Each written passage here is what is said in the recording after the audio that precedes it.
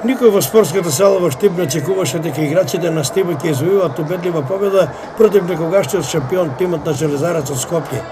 По почетното испитување на силите, Стиба го започна својот танц на теренот и победе со 3:0, за да во финишот Железарец постигна гол за некако се надеж. Во вториот дел играчите на гостите го засилија темпото со внесување на играч маркер на местото на голман и тоа доста скапо ги кошташе.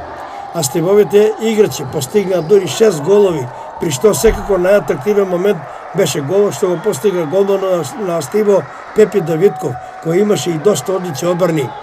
Конечниот резултат Стибо Железарец 9:1 доволно зборува за ефикасните одбрани на играчите предводени од тренерот Илија Митров, кој во минатиот надпревар го победи играчкиот ривал Мала Аекс со резултат 4:0.